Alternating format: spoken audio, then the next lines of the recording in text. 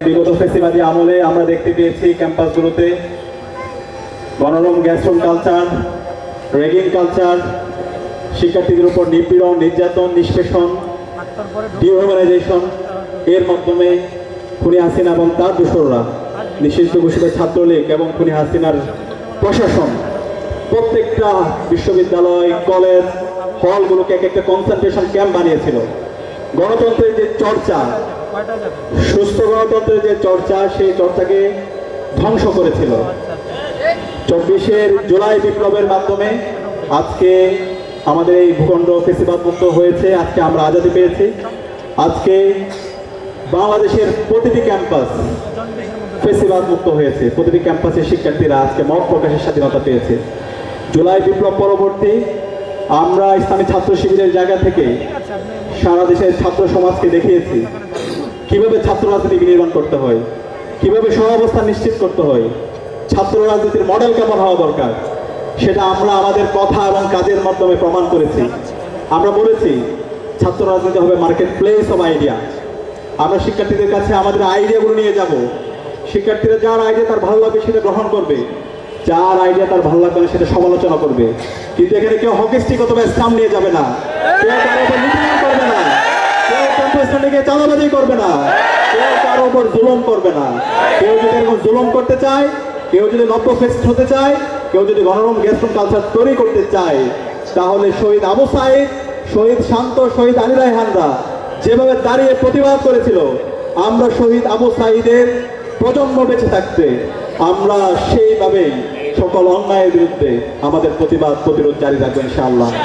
এবং সেই আমাদের 1 বছর জুড়ে শিক্ষার্থী বান্ধব, ছাত্র বান্ধব এবং বিশ্ববিদ্যালয় প্রশাসন, কলেজ প্রশাসনের কাছে আমাদের শিক্ষার্থীদের যে দাবি দেওয়া সেগুলো উত্থাপন করে আমরা আদায় করে দেখিয়েছি ছাত্র রাজনীতির নতুন রূপটা কেমন হওয়া দরকার।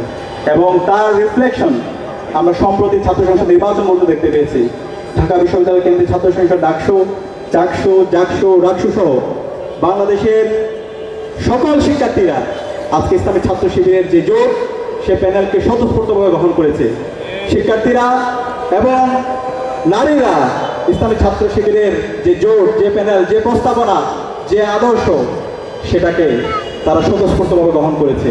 এবং নতুন বাংলাদেশের যে স্বপ্ন আমরা বলছি, শহীদদের আকাঙ্ক্ষার আলোকে ইনসাফ ভিত্তিক বাংলাদেশ বিনির্মাণ করা এবং ছাত্র রাজনীতি যেখানে একাডেমিক আমার পড়াশোনা একই সাথে আমার রাজনৈতিক সচেতনতা দুটার মধ্যে সমন্বয় হবে, সেটা আমরা আমাদের কর্মকাণ্ড এবং আমাদের কথা, আমাদের আইডিয়া সব কিছুর মাধ্যমে আমরা দেখেছি। আজকে যারা আমার সামনে তরুণরা আছে, বিএম কলেজের যারা ছাত্র ছাত্রীরা আছে, আপনাকে আমাকে শহীদদের আকাঙ্ক্ষার আলোকে নতুন বাংলাদেশ বিনির্মাণ করার জন্য আমাদেরকে দায়িত্ব নিতে হবে।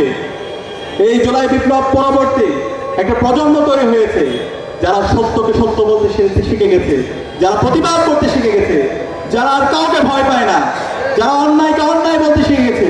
সুতরাং কেউ যদি নব্য ফেসিস্ট হতে চায়, কেউ যদি চাঁদাবাজি, টেন্ডারবাজি আবার ফিরে নিয়ে আসতে চায়, ক্যাম্পাসে হলগুলোতে গণরম গ্যাসরুম কালচার তৈরি করতে চায়, তাহলে বাংলাদেশে খুনি হাসিনা, নিষিদ্ধ ঘোষিত ছাত্রলীগ এবং ফেসিবাদের দোষরদের যে পরিণত হয়েছিল, তার চাইতে খারাপ পরিণতি আপনাদের হবে। আমি সবাইকে আহ্বান করবো যে নতুন তরুণ প্রজন্ম তৈরি হয়েছে, এই তরুণ প্রজন্ম আপনাদের শিবির করার দরকার নাই, আপনাদের ছাত্র সংগঠন আপনার করার দরকার নাই। আপনি যদি করেন ওয়েলকাম, কিন্তু আপনাকে রাজনৈতিক সচেতন হইতে হবে। জুলাই বিপ্লবে যেভাবে আমরা সবাই ঐক্যবদ্ধভাবে রাস্তা নেমেছি, আমরা সবাই বলেছিলাম উই ওয়ান্ট জাস্টিস, জাস্টিসের জন্য, বৈষম্য নিরসন করার জন্য। যেভাবে আমরা রাস্তা নেমেছি, যেভাবে আমরা অন্যায়ের প্রতিবাদ করেছি, সেভাবে যদি আমরা আমাদের অন্যায়ের প্রতিবাদ জারি রাখতে পারি, আমরা যদি সবাই ঐক্যবদ্ধ সাথে আমাদের এই বাংলাদেশকে একটা পূর্ণাঙ্গ নেশন হিসেবে বিল্ড আপ করার জন্য আমাদের লড়াই জারি রাখতে পারি, তাহলে আগামী বাংলাদেশে অনেক সম্ভাবনা।